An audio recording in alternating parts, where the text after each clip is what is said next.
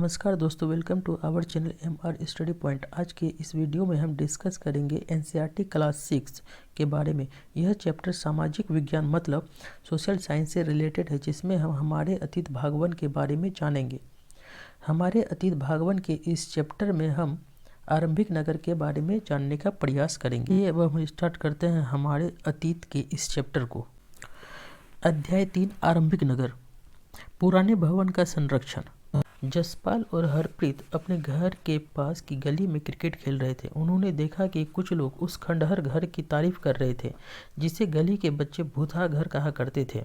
एक ने कहा, इसकी वास्तुकला को देखो, क्या आपने कहीं लकड़ी पर इतनी सुंदर नक्काशी देखी है? दूसरी महिला ने कहा, हमें मंत्री जी को पत्र लिखकर कहना चाहिए कि वह इस खूबसूरत घर को सुरक्षित रखने के लिए इसकी मरम्मत कराने की व्यवस्था करे। यह सब सुनकर जसपाल और हरप्रीत सोचने लगे कि इस पुराने खंडहर से लोगों को इतना लगाव क्यों हो सकता है। ये अब स्टार्ट करते हैं हड़प्पा की कहानी। अक्सर पुरानी इमारत अपनी कहानी बताती है।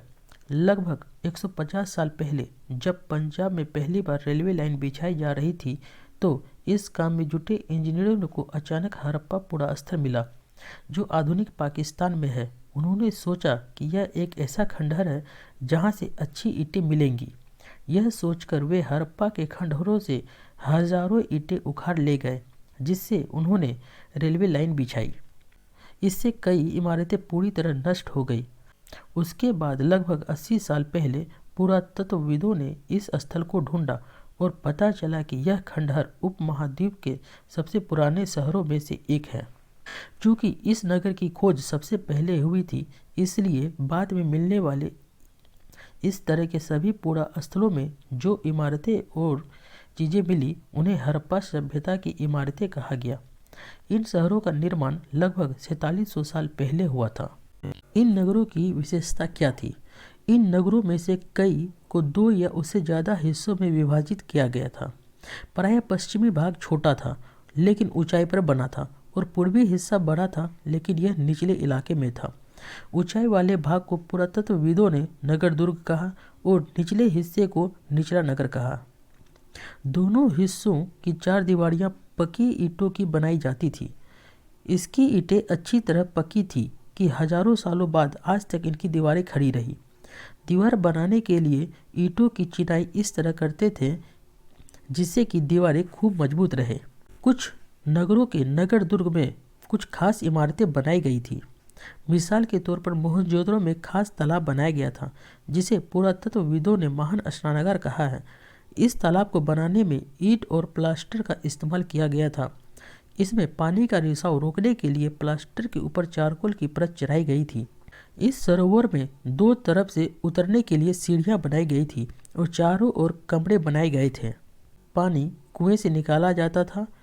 उपयोग के बाद इसे खाली कर दिया जाता था। शायद यहाँ विशिष्ट नागरिक विशेष अवसरों पर स्नान किया करते थे। कालीबंगा और लोथल जैसे अन्य नगरों में अग्निकुंड मिले हैं जहाँ संभवतः यज्ञ किए जाते होंगे।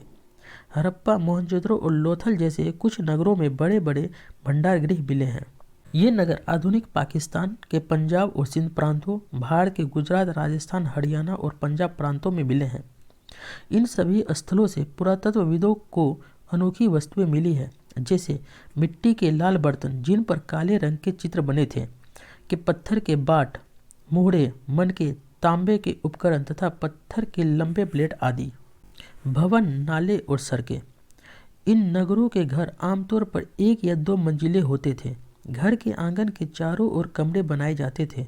अधिकांश घरों में एक अलग स्नानागार होता था और कुछ घरों में कुएं भी होते थे। कई नगरों में ढके हुए नाले थे। इन्हें सावधानी से सीधी लाइन में बनाया जाता था। हर नाली में हल्की ढलान होती थी ताकि पानी आसानी से बह सके। अक्सर घरों की नालियों को सड़कों की नालियों से जोड़ दिया जाता था, जो बाद में बड़े नालों में मिल जाती थी। नालों के ढके होने के कारण इनमें जगह जगह पर मैनहोल बनाए जाते थे, जिसके जरिए इनकी देखभाल की जाती थी और सफाई भी की जा सकती थी। घर, नालों और सड़कों का निर्माण योजनाबद्ध तरीके से एक साथ ही किया गया था। नगरीय जीवन। हड़प्पा के नगरों में बड़ी हलचल रहा करती होंगी। यहाँ पर ऐसे लोग रहते होंगे जो नगर की खास इमारतें बनाने की योजना में जुटे रहते थे। ये संभवतः यहाँ के शासक थे। यह भी संभव है कि ये शासक लोगों को भेजकर दूर दूर से धातु, बहुमूल्य पत्थर और अन्य उपयोगी चीज़ें मंगवाते थे। शायद शासक लोग खूबसूरत मनकों तथा सोने चांदी से बने आभूषणों जैसी कीमती चीज़ों को अपने पास रखते होंगे। इन नगरों में लिपिक भी होते थे जो मोहरों पर लिखते ही थे और शायद अन्य चीज़ों पर भी लिखते होंगे जो बच नहीं पाई।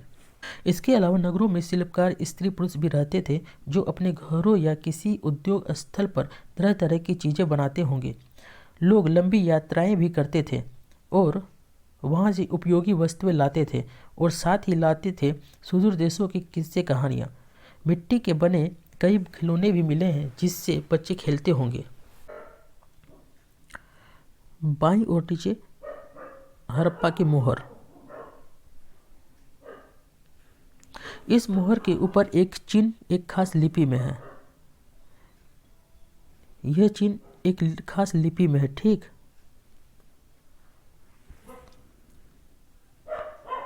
उपमहाद्वीप में पाए गए लेखन का यह प्राचीनतम उदाहरण है। विद्वानों ने इसे पढ़ने की कोशिश की है लेकिन अभी तक यह पता नहीं चल पाया कि इसका अर्थ क्या है। ये दाईं और नीचे जो है ना, ये पकी हुई मिट्टी के खिलौने हैं। नगर और नए शिल्प। आओ अब कुछ ऐसी चीज़ों के बारे में अध्ययन करें जो हड़प्पा के नगरों से प्राप्त हुई है। पुरातत्वविदों को जो चीज़ें वहाँ मिली है उनमें अधिकतर पत्थर, शंख, तांबे, कांसे, सोने और चांदी जैसी धातुएं से बनाई गई थी। तांबे और कांसे से औजार, हथियार, गहने और बर्तन बनाए जाते थे। सोने और चांदी से गहने और बर्तन भी बनाए जाते थे। यहाँ मिली सबसे आकर्षक वस्तुओं में मनके, बाट और फलक है। ये जो फिगर जो है, ये चित्र, ये पत्थर के बाट का बना हुआ है। इतने ध्यान से और उपयुक्त तरीके से इन बाटों को बनाया गया है। इन्हें चर्ट पत्थर से बनाया गया था। इन्हें शायद बहुमूल्य पत्थर और धातुओं को तोलने के लिए बनाया गया होगा। पत्थरों को काट और तराशकर मनके बनाए गए। इनके बीच छेद किए गए थे ताकि धागा डालकर माला बनाई जाए। मध्य में दाएं में है पत्थर के धारदार फलक। यह है पत्थर के धारदार फलक।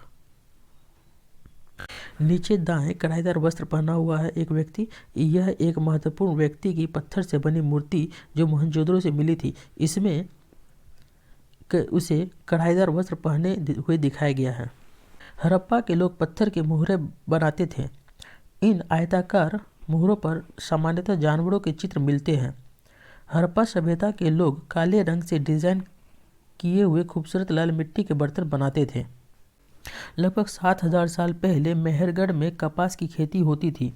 मोहनजोदड़ो से कपड़े के टुकड़ों के अवशेष, चांदी के एक फूलदान के ढक्कन तथा कुछ अन्य तांबे की वस्तुएं से चिपके हुए मिले हैं। पकी मिट्टी तथा फेंस से बनी तल्कियाँ शुद्ध कटाई का संकेत देती है। इनमें से अधिकांश वस्तुओं का निर्माण विशेषज्ञों ने किया था।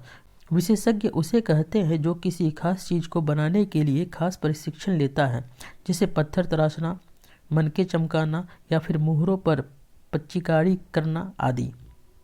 पृष्ठ 28 पर चित्र देखो कि मूर्ति का चेहरा कितने आकर्षक ढंग से बनाया गया है और उसकी धारी कितनी अच्छी तरह दर्शाई गई है। यह किसी विशेषज्ञ मूर्तिकार का ही काम हो सकता है। ये रहा ये मूर्ति। हर व्यक्ति विशेषज्ञ नहीं हो सकता था। हमें यह पता नहीं है कि क्या सिर्फ पुरुष ही ऐसे कामों में प्रशिक्षण हासिल करते थे या फिर केवल महिलाएं ही। शायद कुछ महिलाएं और पुरुषों दोनों ही इस काम में दक्ष थे। फेंस क्या होता है? पत्थर और शंख प्राकृतिक तौर पर पाए जाते हैं, लेकिन फेंस को कृत्रिम रूप से तैयार किया जाता है। बालू या स्फटिक पत्थरों के चूर्ण को गोंद में मिलाकर उनसे वस्तुएं बनाई जाती थी। उसके बाद उन वस्तुओं पर एक चिकनी परत चढ़ाई जाती थी। इन चिकनी परत के रंग प्रायः नीले या हल्के समुद्री हरे होते थे। फेंस से मनके, चूड़ियाँ, बाले और छोटे बर्तन बनाए जाते थे। कच्चे माल की खोज में। कच्चा माल उन पदार्थों को कहते हैं जो या तो प्राकृतिक रूप से मिलते हैं या फिर किसान या पशुपालक उनका उत्पादन करते हैं, जैसे लकड़ी या धातुओं के अयस्क प्राकृतिक रूप से उपलब्ध कच्चे माल हैं। इनसे फिर कई तरह की चीज़ें बनाई जाती हैं। मिसाल के तौर पर किसानों द्वारा पैदा किए गए कपास को कच्चा माल कहते हैं, जिससे बाद में कताई बुनाई करके कपड़ा तैयार किया जाता है। हड़प्पा में लोगों को कई चीज़ें मिलती थी, लेकिन तांबा, लोहा, सोना, चांदी और बहुमूल्य पत्थरों जैसे पदार्थों का वे दूर दूर से आयात करते थे। हड़प्पा के लोग तांबे का आयात संभवतः आज के राजस्थान से करते थे। यहाँ तक कि पश्चिम एशियाई देश ओमान से भी तांबे का आयात किया जाता था। कांसा बनाने के लिए तांबे के साथ मिलाई जाने वाली धातु टीन का आयात आधुनिक ईरान और अफगानिस्तान से किया जाता था। सोने का आयात आधुनिक कर्नाटक और बहुमूल्य पत्थर का आयात गुजरात, ईरान और अफगानिस्तान से किया जाता था। लोग नगरों के अलावा गाँव में भी रहते थे। वे अनाज उगाते थे और जानवर पालते थे। किसान और चरवाहे ही शहरों में रहने वाले शासकों, लेखकों और दस्तकारों को खाने का सामान देते थे। पौधों के अवशेषों से पता चलता है कि हड़प्पा के लोग गेहूं, जौ, दालें, मटर, धान, तिल और सरसों उगाते थे। जमीन की जुताई के लिए हल का प्रयोग एक नई बात थी। हड़प्पा काल के हल तो नहीं बच पाए हैं, क्योंकि वे प्रायः लकड़ी से बनाए जाते थे, लेकिन हल के आकार के खिलौने मिले हैं। इस क्षेत्र में बारिश कम होती है, इसलिए सिंचाई के लिए लोगों ने कुछ तरीके अपनाए होंगे। संभवतः पानी का संचय किया जाता होगा और ज़रूरत पड़ने पर उससे फसलों की सिंचाई की जाती होगी। हड़प्पा के लोग गाय, भैंस, भेड़ और बकरियां पालते थे। बस्तियों के आसपास तालाब और चारागाह होते थे, लेकिन सूखे महीनों में मवेशियों के झुंडों को चारा पानी की तलाश में दूर दूर तक ले जाया जाता था। वे बेर जैसे फलों को इकट्ठा करते थे, मछलियां पकड़ते थे और हिरन जैसे जानवरों का शिकार भी करते थे। गुजरात में हड़प्पाकालीन नगर का सूक्ष्म निरीक्षण। कच्छ के इलाके में खदीर बेत के किनारे धोलावीरा नगर बसा था। वहाँ साफ पानी मिलता था और जमीन उपजाऊ था। जहाँ हड़प्पा सभ्यता के कई नगर 2 भागों में विभक्त थे, वहीं धोलावीरा नगर को 3 भागों में बांटा गया था। इसके हर हिस्से के चारों ओर पत्थर की ऊंची ऊंची दीवार बनाई गई थी। इसके अंदर जाने के लिए बड़े बड़े प्रवेश द्वार थे। इस नगर में एक खुला मैदान भी था, जहाँ सार्वजनिक कार्यक्रम आयोजित किए जाते थे। यहाँ मिले कुछ अवशेषों में हड़प्पा लिपि के बड़े बड़े अक्षरों को पत्थरों में खोदा पाया गया है। इन अभिलेखों को संभवतः लकड़ी में जड़ा गया था। यह एक अनोखा अवशेष है, क्योंकि आमतौर पर हड़प्पा के लेख मुहर जैसी छोटी वस्तुओं पर पाए जाते हैं। गुजरात की खंभात की खाड़ी में मिलने वाली साबरमती की एक उपनदी के किनारे बसा लोथल नगर ऐसे स्थान पर बसा था जहाँ कीमती पत्थर जैसा कच्चा माल आसानी से मिल जाता था, जैसे पत्थरों, शंखों और धातुओं से बनाई गई चीज़ों का एक महत्वपूर्ण केंद्र था। इस नगर में एक भंडारगृह भी था। इस भंडारगृह से कई मुहरे और मुद्रांकन या मुहरबंदी यानी कि गीली मिट्टी पर दबाने से बनी उनकी छाप मिले हैं। लोथल एक बंदरगाह था। यह बड़ा तालाब लोथल का एक बंदरगाह रहा होगा, जहाँ समुद्र के रास्ते आने जाने वाली नाव रुकती थी। संभवतः यहाँ पर माल चढ़ाया उतारा जाता होगा। यहाँ पर एक इमारत मिली है जहाँ संभवतः मनके बनाने का काम होता था। पत्थर के टुकड़े, अधबने मनके बनाने वाले उपकरण और तैयार मनके भी यहाँ मिले हैं। मुद्रा यानी कि मुहर और मुद्रांकन या मुहरबंदी। मुहरों का प्रयोग सामान से भरे उन डिब्बों या थैलों को चिन्हित करने के लिए किया जाता होगा, जिन्हें एक जगह से दूसरी जगह भेजा जाता था। थैलों को बंद करने के बाद उनके मुहरों पर गीली मिट्टी पोतकर उन पर मुहर लगाई जाती थी। मुहर की छाप को मुहरबंदी कहते हैं। अगर यह छाप टूटी हुई नहीं होती थी तो यह साबित हो जाता था कि सामान के साथ छेड़छाड़ नहीं हुई है। सभ्यता के अंत का रहस्य। लगभग 3900 साल पहले एक बड़ा बदलाव देखने को मिलता है। अचानक लोगों ने इन नगरों को छोड़ दिया। लेखन, मुहर और बांटों का प्रयोग बंद हो गया। दूर दूर से कच्चे माल का आयात काफ़ी कम हो गया। मोहनजोदड़ो में सड़कों पर कचरे के ढेर बनने लगे। जल निकास प्रणाली नष्ट हो गई और सड़कों पर ही झुग्गीनुमा घर बनाए जाने लगे। यह सब क्यों हुआ, कुछ पता नहीं। कुछ विद्वानों का कहना है कि नदियाँ सूख गई थी। अन्य का कहना है कि जंगलों का विनाश हो गया था। इसका कारण यह हो सकता है कि ईंटें पकाने के लिए ईंधन की ज़रूरत पड़ती थी। इसके अलावा मवेशियों के बड़े बड़े झुंडों से चारागाह और घास वाले मैदान समाप्त हो गए होंगे।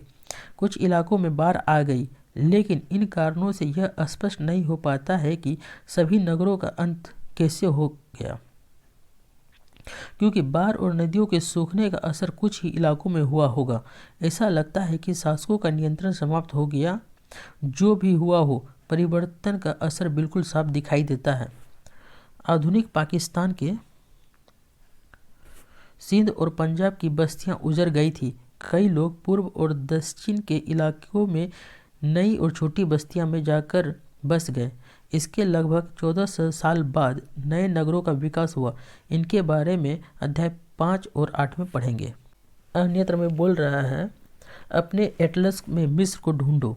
नील नदी के आसपास वाले इलाकों को छोड़कर मिस्र का अधिकांश भाग रेगिस्तान है। लगभग 5000 साल पहले मिस्र में शासन करने वाले राजाओं ने सोना, चांदी, हाथी दांत, लकड़ी और हीरे जवाहरात लाने के लिए अपनी सेनाएं दूर दूर तक भेजी।